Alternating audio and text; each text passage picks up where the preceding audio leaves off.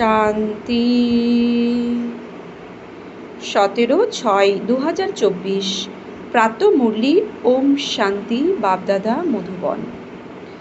মিষ্টি বাচ্চারা, স্মরণ আর পড়াশোনার দ্বারাই তোমরা ডবল মুকুট প্রাপ্ত করবে। তাই নিজের এম অবজেক্টকে সামনে রেখে দেবী গুণ ধারণ করো। এম অবজেক্ট কি? লক্ষ্মীনারায়ণ হওয়া। তো লক্ষ্মীনারায়ণের চিত্রকে সামনে রেখে দেবী গুণ ধারণ করো। প্রশ্ন: বাচ্চারা, বিশ্ব রচয়িতা বাবা তোমাদের জন্য কি সেবা করেন? উত্তর: বাচ্চাদের অসীম জগতের উত্তরাধিকার প্রদান করে সুখী করে তোলেন। এটাই হলো সেবা। বাবার মতো নিষ্কাম সেবা কেউই করতে পারে না। 2. অসীম জগতের পিতা সিংহাসন ভাড়া নিয়ে, অসীম জগতের পিতার তখ্ত ভাড়া নিয়ে তোমাদের বিশ্বের সিংহাসনের অধিকারী করেন। তাই না? কার তখ্ত ভাড়া নেই? ব্রহ্মা বাবার 2 ভ্রুকুটি তখ্ত ভাড়া নিয়ে আমাদেরকে সিংহাসনের অধিকারী করেন। তিনি নিজে ময়ূর সিংহাসনে বসেন না, কিন্তু বাচ্চাদের ময়ূর সিংহাসনে বসান। বাবার তো জড় মন্দির বানানো হয়, তাতে তার কি টেস্ট আসবে? আনন্দ তো বাচ্চাদের, যারা স্বর্গের রাজ্যভাগ্য প্রাপ্ত করেন বা গ্রহণ করেন। ওম শান্তি। মিষ্টি মিষ্টি আত্মারূপী বাচ্চাদের বাবা বলেন যে নিজেকে আত্মা মনে করে বাবাকে স্মরণ করো। ওম শান্তির অর্থ তো বাচ্চাদের বোঝানো হয়েছে। বাবাও বলেন আর বাচ্চারাও বলে ওম শান্তি, কেননা আত্মার স্বধর্ম হলো শান্ত। তোমরা এখন জেনে গেছো যে আমরা শান্তিধাম থেকে এখানে সবার প্রথমে সুখধামে আসি, তারপর 84 জন্ম পুনর্জন্ম গ্রহণ করতে করতে দুঃখধামে আসি। তোমরা এটা স্মরণ করো, তাই না? বাচ্চারা 84 জন্ম গ্রহণ করে, জীবাত্মা হয়। বাবা জীবাত্মা হন না, তিনি বলেন আমি টেম্পোরারি এনার আধার নিই, অর্থাৎ ব্রহ্মার শরীরের আধার গ্রহণ করেন। না হলে কিভাবে পড়াবো? বাচ্চাদের প্রতি মুহূর্তে কিভাবে বলবো যে মন মনোভাব নিজের রাজত্বকে স্মরণ করো? একে বলা হয় সেকেন্ডে বিশ্বের রাজত্ব।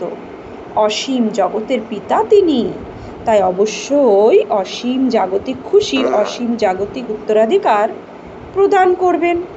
বাবা খুব সহজ পথ বলে দেন। তিনি বলেন এখন এই দুঃখধামকে বুদ্ধি থেকে দূর করো। যে নতুন দুনিয়ার স্বর্গ স্থাপন করা হচ্ছে তার মালিক হওয়ার জন্য আমাকে স্মরণ করো, তাহলে তোমাদের পাপ দূর হবে, তোমরা আবার শতপ্রধান হয়ে যাবে। একে বলা হয় সহজ স্মরণ। বাচ্চারা যেমন লৌকিক বাবাকে কত সহজে স্মরণ করে, বাচ্চারা তেমনই তোমাদের অসীম জগতের পিতাকে স্মরণ করতে হবে। বাবাই তোমাদের দুঃখ থেকে মুক্ত করে সুখধামে নিয়ে যান। ওখানে দুঃখের নাম চিহ্ন পর্যন্ত থাকে না। তিনি খুব সহজ কথা বলেন, নিজের শান্তিধামকে স্মরণ করো, যেটা বাবার গৃহ সেটাই তোমাদের গৃহ। আর নতুন দুনিয়াকে স্মরণ করো, শান্তিধাম অর্থাৎ পরমধাম, আর নতুন দুনিয়া অর্থাৎ সত্যযুগ। তো সেটা হলো তোমাদের রাজধানী, সত্যযুগ হচ্ছে আমাদের রাজধানী স্থাপন হচ্ছে যেটা। বাচ্চারা, বাবা তোমাদের কত নিষ্কাম সেবা করেন। বাচ্চারা, তিনি তোমাদের খুশি করে তারপর বানপ্রস্থ পরমধামে বসে যান। তোমরাও হলে পরমধাম নিবাসী, তাকে নির্বাণ ধাম বানপ্রস্থ বলা হয়। বাবা আসেন বাচ্চাদের সেবা করতে, অর্থাৎ উত্তরাধিকার প্রদান করতে। ইনি নিজেও বাবার থেকে উত্তরাধিকার গ্রহণ করেন। সেই বাবা তো হলেন উঁচুর থেকে উঁচু ভগবান। শিবের মন্দিরও আছে, তার কোনো বাবা বা টিচার নেই। সম্পূর্ণ সৃষ্টির আদি মধ্য এবং অন্তের জ্ঞান তার কাছে আছে। তিনি কোথা থেকে এসেছেন? তিনি কি কোনো বেদ শাস্ত্র ইত্যাদি পাঠ করেছেন? তা নয়, বাবা তো হলেন জ্ঞানের সাগর, সুখ শান্তির সাগর। বাবার মহিমা আর দেবীগুণ সম্পন্ন মানুষের মহিমাতে তফাৎ আছে। তোমরা দেবীগুণ ধারণ করে এমন দেবতা হও পূর্বে তোমাদের মধ্যে আসুরি গুণ ছিল, আসুর থেকে দেবতা বানানো এ তো বাবার কাজ। এম অবজেক্টও তোমাদের সামনে উপস্থিত। অবশ্যই তিনি এমন শ্রেষ্ঠ কর্ম করে থাকবেন কর্ম, অকর্ম এবং বিকর্মের গতি অথবা প্রতিটি কথা বোঝাতে 1 সেকেন্ড লাগে। বাবা বলেন মিষ্টি মিষ্টি বাচ্চাদের পার্ট প্লে করতেই হবে। এই অনাদি অবিনাশী পার্ট তোমরাই পেয়েছ। তোমরা কতবার এই সুখের খেলাতে এসেছো, কতবার তোমরা এই বিশ্বের মালিক হয়েছ। বাবা তোমাদের কত উচ্চ বানান। পরমাত্মা যিনি সুপ্রিম সোল, তিনি এতটাই ছোট। সেই বাবা হলেন জ্ঞানের সাগর। তিনি আত্মাদেরও নিজের সমান তৈরি করেন। তোমরা প্রেমের সাগর, সুখের সাগর তৈরি হও। দেবতাদের মধ্যে পারস্পরিক কত প্রেম থাকে, কখনোই তাদের ঝগড়া হয় না। তাই বাবা এসে তোমাদের নিজের সমান তৈরি করেন, আর কেউই এমন তৈরি করতে পারে না। খেলা হয় এই স্থূল বাতানে। প্রথমে আদি সনাতন দেবী দেবতা ধর্ম, তারপর ইসলাম ধর্ম, বৌদ্ধ ধর্ম ইত্যাদি ধর্ম নম্বর ক্রম অনুসারে এই নাট্যমঞ্চ অর্থাৎ নাটকশালাতে অর্থাৎ পৃথিবীর রঙ্গমঞ্চের এই নাট্যশালাতে আসে। তোমরা 84 জন্মগ্রহণ করো। এমন গায়নও আছে আত্মা পরমাত্মা পৃথক ছিল বহুকাল। বাবা বলেন মিষ্টি মিষ্টি বাচ্চারা, তোমরাই সবার প্রথমে এই বিশ্বে পার্ট প্লে করতে এসেছো। আমি তো অল্প সময়ের জন্য এনার মধ্যে প্রবেশ করি। এ তো পুরনো জুতো। পুরুষের এক স্ত্রীর মৃত্যু হলে বলে যে পুরনো জুতো চলে গেল, তখন আবার নতুন গ্রহণ করে, অর্থাৎ নতুন করে আবার স্ত্রীকে নিয়ে আসে। ইনিও তো পুরনো তান, তাই না? অর্থাৎ ব্রহ্মার পুরনো শরীরেই নেয় শিব বাবা। ইনি 84 জন্মের চক্র আবর্তন করেছেন। ব্রহ্মা বাবা লেখরাজ মুখার্জি কি 84 জন্ম আবর্তন করেছেন, তাই তার শরীরে শিব বাবা নেন। ততত্বম, তাই আমি এসে এই রথের আধার গ্রহণ করি। আমি তো পাবন দুনিয়াতে কখনোই আসি না। তোমরা এখন পতি, তাই তোমরা আমাকে ডাকো যে তুমি এসে আমাদের পাবন বানাও। অবশেষে তোমাদের স্মরণ তো ফলীভূত হবে, তাই না? এতদিন ধরে আমরা ডেকেছি, হে পতিত পাবন এসো আমাদেরকে পাবন বানাও, তো এটা তো ফলীভূত হবে, তাই না? এতদিন যে ডাক ডেকেছি এখন সেটা ফলীভূত হচ্ছে, অর্থাৎ উনি এসেছেন। পুরনো দুনিয়া যখন শেষ হওয়ার সময় উপস্থিত হয়, আমি তখন আসি। ব্রহ্মার দ্বারা স্থাপনা, ব্রহ্মা দ্বারা অর্থাৎ ব্রাহ্মণের দ্বারা। প্রথমে শিখা হলো ব্রাহ্মণ, তারপর ক্ষত্রিয়। তাই তোমরা ডিগবাজি খেলো। তোমাদের এখন দেহবোধ ত্যাগ করতে হবে, দেহি অভিমানী হতে হবে। তোমরা 84 জন্মগ্রহণ করো। আমি তো কেবল একই বার এই 3 লোক নিই ভাড়াতে, এই 3 নিই, এই তার নিই, অর্থাৎ ব্রহ্মার শরীর নিই ভাড়া করি। আমি এই বাড়ির মালিক নই, আমি এই ব্রহ্মার শরীররূপী বাড়ির মালিক নই। আমি তো একে ছেড়েই দেব, ভাড়া তো দিতেই হয়, তাই না? বাবা বলেন আমি এই বাড়ির ভাড়া দিই। অসীম জগতের পিতা কিছু তো ভাড়া দেবেন, তাই না? এই সিংহাসন নেন, অর্থাৎ ব্রহ্মার শরীররূপী মন্দিরের 2 ভ্রুকুটি সিংহাসনকে উনি নেন তোমাদের বোঝানোর জন্য। তিনি এমন বোঝান যে তোমরাও বিশ্বের সিংহাসনের অধিকারী হয়ে যাও। তো যার শরীর নিয়েছে, যার ভ্রুকুটি সিংহাসন নিয়েছে, তাকে তো নাম্বার 1 বানানি, আর তার সাথে সাথে আমাদেরকেও রাজ্যের অধিকারী বানান, সিংহাসনে বসান। তিনি নিজেই বলেন আমি হই না, সিংহাসনে আসীন অর্থাৎ ময়ূর সিংহাসনে বসান আমাদেরকে। শিব বাবার স্মরণেই সোমনাথ মন্দির বানানো হয়েছে। বাবা বলেন এতে আমার কি টেস্ট আসবে, ওখানে জড় পুতুল রেখে দেয়। বাচ্চারা তোমাদের মজা তো স্বর্গে, আমি তো স্বর্গে আসিই না। তারপর যখন ভক্তিমার্গ শুরু হয় তখন মানুষ এই মন্দির ইত্যাদি তৈরি করতে কত খরচ করেছে, তারপর চোরও লুট করে নিয়েছে। রাবণের রাজ্যে তোমাদের ধন দৌলত ইত্যাদি সব শেষ হয়ে যায়। এখন সেই ময়ূর সিংহাসন আছে কি? বাবা বলেন আমাদের যে মন্দির বানানো হয়েছিল তা মোহাম্মদ গাজনী এসে লুট করে নিয়েছিল। তো দাপরের পরে যে বড় বড় মন্দির বানানো হয়েছিল, সোমনাথ মন্দির, হীরের মন্দির, হীরে জহরতে সাজানো, তো গাজনী সুলতান এসে লুট করে নিয়ে গেছে বহুবার। ভারতে কত সলভেন্ট আর কোনো দেশই নেই ভারতের মতো তীর্থ আর কোথাও হতে পারে না। কিন্তু আজ তো হিন্দু ধর্মের অনেক তীর্থ হয়ে গেছে। বাস্তবে বাবা সে সকলের সদ্গতি করেন। তীর্থ তো তাঁর হওয়া চাই। এই ড্রামাও বানানো রয়েছে এটা বোঝার জন্য। খুবই সহজ, কিন্তু নম্বরের ক্রম অনুসারে বুঝতে পারে। কেননা এখন রাজধানী স্থাপন হচ্ছে। স্বর্গের মালিক হলেন এই লক্ষ্মী নারায়ণ। এরা হলেন উত্তম থেকে উত্তম পুরুষ, যাদের দেবতা বলা হয়। দেবী গুণধারীদের দেবতা বলা হয়। এই উচ্চ দেবতা ধর্মের মানুষেরা প্রবৃত্তি মার্গে ছিল। ওই সময় তোমাদেরই প্রবৃত্তি মার্গ থাকে। বাবা তোমাদের ডবল মুকুটধারী বানিয়েছেন। রাবণ তোমাদের 2 মুকুটধারী বানিয়ে দিয়েছেন। এখন তো মুকুটহীন, না পবিত্রতার মুকুট না ধনের মুকুট, 2 রাবণ নামিয়ে দিয়েছে। বাবা আবার এসে তোমাদের 2 মুকুটই ফিরিয়ে দেন এই স্মরণ আর ঈশ্বরীয় পড়াশোনার দ্বারা।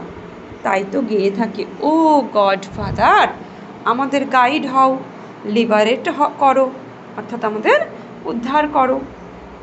তোমাদের নাম এখন পাণ্ডা রাখা হয়েছে। পাণ্ডব, কৌরব, যাদব কি করছে?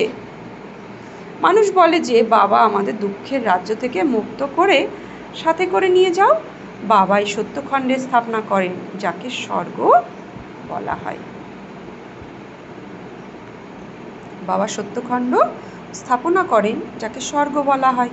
তারপর রাবণ আবার মিথ্যাখণ্ড বানায়। ওরা বলে শ্রীকৃষ্ণ ভগবান উবাচ। তো সত্যখণ্ড অর্থাৎ আমি আত্মা, এই সত্য জ্ঞান নিয়ে যে চলে সেটাকেই সত্যখণ্ড। আর দেহের অভিমান নিয়ে চলাকে বলা হয় মিথ্যাখণ্ড। তো এখন আমরা সবাই দেহের অভিমানে চলি, তাই মিথ্যাখণ্ড। তো বাবা বলছে তো এখন সব মিথ্যাখণ্ডে চলে। আচ্ছা, তারপর রাবণ আবার মিথ্যাখণ্ড বানায়। ওরা বলে শ্রীকৃষ্ণ ভগবান উবাচ। বাবা বলেন শিব ভগবান উবাচ। ভারতবাসীরা নাম পরিবর্তন করে নিয়েছে, তাই সারা দুনিয়ায় পরিবর্তন করে নিয়েছে।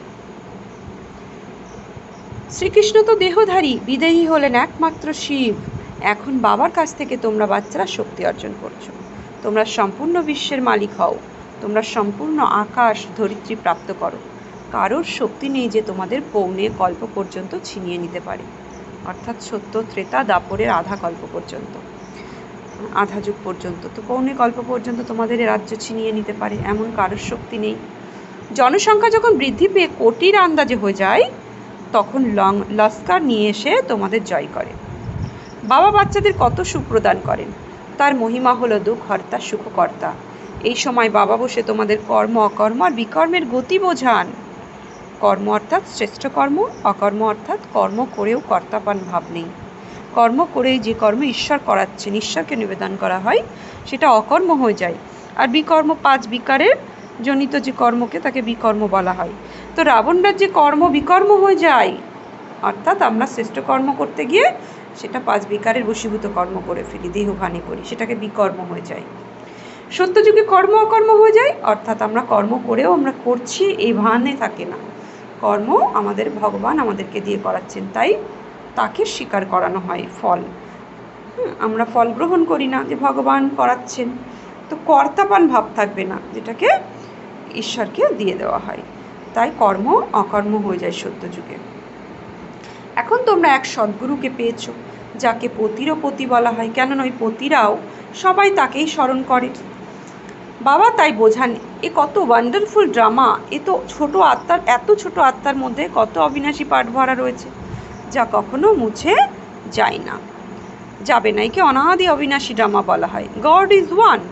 রচনা অথবা সিঁড়ি বা চক্র সব একই, না কেউ রচয়িতা আর না রচনাকে জানে। ঋষি মুনিরাও বলে দেয় যে আমরা জানি না। তোমরা এখন সঙ্গম যুগে বসে আছো, তোমাদের যুদ্ধ হলো মায়ার সঙ্গে। মায়া তোমাদের ছাড়ে না। বাচ্চারা বলে বাবা মায়ার থাপ্পড় লেগে গেছে। বাবা বলেন বাচ্চারা তোমরা যা উপার্জন করেছিলে সব গায়েব করে দিয়েছো, তোমাদের ভগবান পড়ান, তাই তোমাদের খুব ভালোভাবে পড়া উচিত। এমন ঈশ্বরীয় পড়া তো তোমরা আবার 5000 বছর পরে পাবে। আচ্ছা, মিষ্টি মিষ্টি হারানিধি বাচ্চাদের প্রতি মাতৃপিতা বাপদাদার স্মরণে স্নেহ সুমন আর সুপ্রভাত। আর তাদের পিতা তার আত্মারূপী বাচ্চাদের জানাচ্ছে নমস্কার। ধারণার জন্য মুখ্য সার। এই দুগ্ধাম থেকে বুদ্ধিযজ্ঞ সরিয়ে নিয়ে নতুন দুনিয়া স্থাপন করতে করতে বাবাকে স্মরণ করতে হবে, শতপ্রধান হতে হবে। দুই বাবার সমান প্রেমের সাগর, শান্তি আর সুখের সাগর হতে হবে। কর্ম অকর্ম আর বিকর্মের গতিকে জেনে সদা শ্রেষ্ঠ কর্ম করতে হবে। বরদান: সদা উৎসাহ উদ্দীপনাতে থেকে মনে খুশির গীত গেয়ে অবিনাশী খুশির ভাগ্যের অধিকারী ভব। সদা উৎসাহ উদ্দীপনাতে থেকে মনে খুশির গীত গেয়ে অবিনাশী খুশির ভাগ্যের অধিকারী ভব।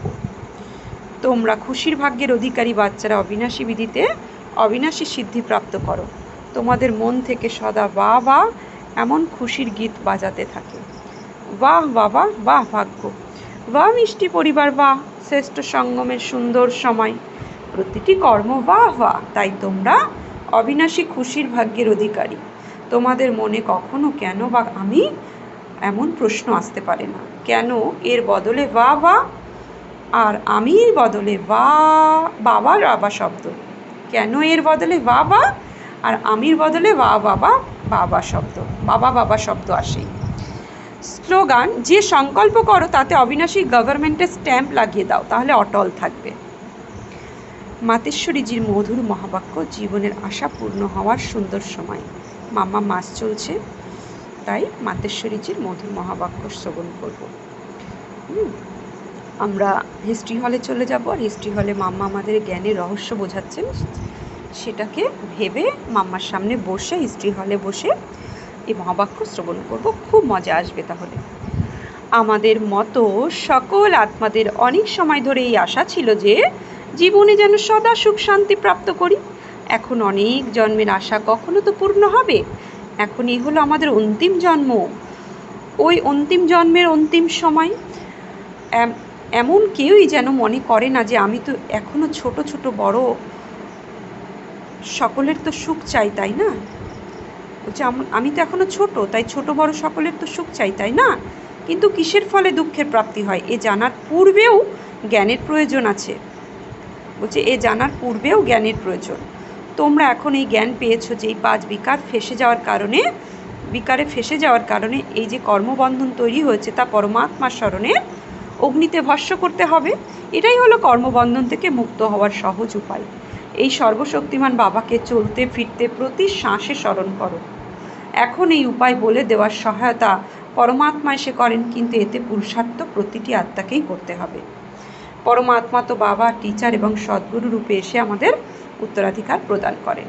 তাই প্রথমে সেই বাবা হয়ে যেতে হবে, তারপর সেই টিচারের কাছে পড়তে হবে, যে পড়ার দ্বারা ভবিষ্যতে জন্ম জন্মান্তর সুখের প্রালোক তৈরি হবে। অর্থাৎ জীবন মুক্তিতে পুরুষার্থ অনুসারে পদপ্রাপ্ত হয়, আর তিনি গুরু রূপে পবিত্রতা প্রদান করে মুক্তি দান করেন। তাই এই রহস্যকে বুঝে এমন পুরুষার্থ করতে হবে। এটাই হলো পুরনো খাতা সমাপ্ত করে নতুন জীবন বানানো। এই সময় যতটা পুরুষার্থ করে নিজের আত্মাকে পবিত্র করে তুলবে, ততই শুদ্ধ রেকর্ডে ভরপুর হবে। তো তারপর সারা কল্প ধরে চলতে থাকবে। তাই সম্পূর্ণ কল্প নির্ভর করে এই সময়ের উপার্জনের ওপরে। দেখো, এই সময়ই তোমরা আদি, মধ্য এবং অন্তের জ্ঞান প্রাপ্ত করো। আমাকে সেই দেবতা হতে হবে, আর এখন আমাদের চর্তি কলা। এরপর ওখানে গিয়ে আমরা প্রালোক ভোগ করব। ওখানে দেবতারা জানতেই পারে না যে আমরা নেমে যাব। এই কথা যদি জানতে পারতো যে প্রথমে সুখ ভোগ করব, তারপর নেমে যেতে হবে, তখন এই নেমে যাওয়ার চিন্তায় সুখ ভোগ করতে পারবে না। তাই ঈশ্বরীয় নিয়ম রচনা করা হয়েছে যে মানুষ সদা উত্তরণের কলার পুরুষার্থ করে, অর্থাৎ সুখের জন্য উপার্জন করে। কিন্তু ড্রামাতে অর্ধেক পার্ট বানানো হয়েছে, যে রহস্যকে একমাত্র আমরাই জানি। কিন্তু যেটা হলো সুখের সময়, পুরুষার্থ করে সেই সময়ের জন্য সুখ প্রাপ্ত করতে হবে। এটাই হলো পুরুষার্থের বিশেষত্ব। অ্যাক্টরের কাজ হলো অ্যাক্ট করার সময় খুব মনোযোগ সহকারে নিজের পার্ট প্লে করো, যাতে দর্শকরা বা করে। তাই হিরো হিরোইনের পার্ট দেবতারা পেয়েছে, যাদের স্মারণিক চিত্রের মহিমা আর পূজা করা হয়। নির্বিকার প্রবৃত্তিতে থেকে কমল ফুলের সমান অবস্থা তৈরি করো। এটাই হলো দেবতাদের বিশেষত্ব। এই বিশেষত্বকে ভোলার কারণেই ভারতের এমন দুর্দশা হয়েছে। এখন আবার তেমন জীবন বানানোর জন্য স্বয়ং পরমাত্মা এসেছেন। এখন তার হাত ধরলেই জীবনরূপী নৌকা পার হয়ে যাবে। আচ্ছা, ওম শান্তি।